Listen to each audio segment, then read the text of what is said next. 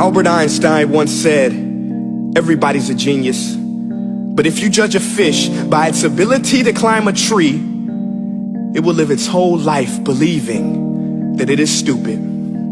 Ladies and gentlemen of the jury, today on trial we have modern day schooling. Glad you could come. Not only does he make fish climb trees, but also makes them climb down and do a 10-mile run. Tell me, school, are you proud of the things you've done? Turning millions of people into robots, do you find that fun? Do you realize how many kids relate to that fish?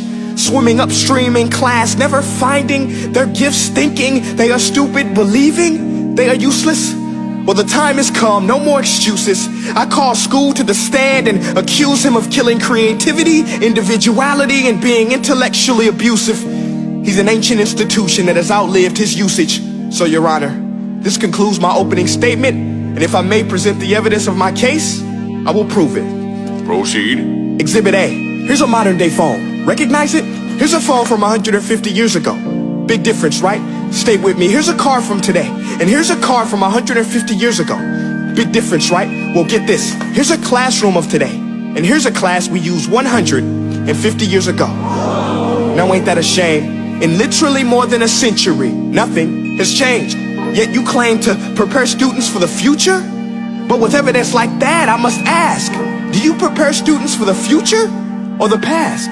I did a background check on you and let the record show that you were made to train people to work in factories, which explains why you put students in straight rows, nice and neat, tell them sit still, raise your hand if you want to speak, give them a short break to eat, and for 8 hours a day tell them what to think. Oh, and make them compete to get an A letter which determines product quality, hence grade A of meat. I get it. Back then, times were different. We all have a past. I myself am no Gandhi. But today, we don't need to make robot zombies. The world has progressed. And now we need people who think creatively, innovatively, critically, independently, with the ability to connect. See, every scientist will tell you that no two brains are the same. And every parent with 2 or more children will confirm that claim. So please explain why you treat students like cookie cutter frames or snapback hats, giving them this one-size-fits-all crap. Watch your language. Sorry, Your Honor, but if a doctor prescribed the exact same medicine to all of his patients, the results will be tragic. So many people will get sick, yet when it comes to school, this is exactly what happens. This educational malpractice, where one teacher stands in front of 20 kids, each one having different strengths, different needs, different gifts, different dreams, and you teach the same thing the same way? That's horrific.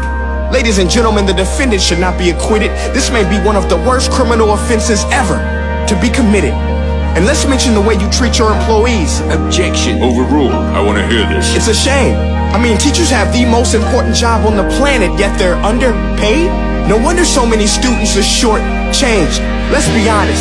Teachers should earn just as much as doctors, because a doctor can do heart surgery and save the life of a kid.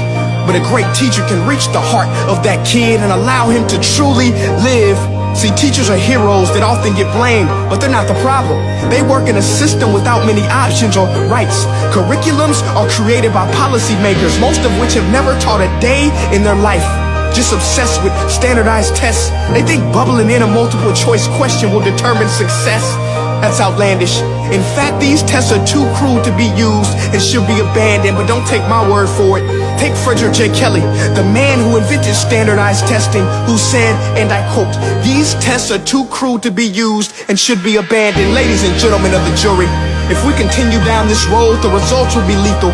I don't have much faith in school, but I do have faith in people. And if we can customize healthcare, cars, and Facebook pages, then it is our duty to do the same for education, to upgrade it, change it, do away with school spirit, because that's useless. Unless we're working to bring the spirit out of each and every student, that should be our task. No more Common Core. Instead, let's reach the core of every heart in every class. Sure, math is important, but no more than art or dance. Let's give every gift an equal chance. I know this sounds like a dream, but countries like Finland are doing impressive things. They have shorter school days. Teachers make a decent wage. Homework is non-existent, and they focus on collaboration instead of competition. But here's the kicker, boys and girls. Their educational system outperforms every other country in the world. Other places like Singapore are succeeding rapidly. Schools like Montessori, programs like Khan Academy. There is no single solution, but let's get moving. Because while students may be 20% of our population, they are 100% of our future. So let's attend to their dreams, and there's no telling what we can achieve. This is a world in which I believe, a world where fish are no longer forced to climb trees. I rest my case.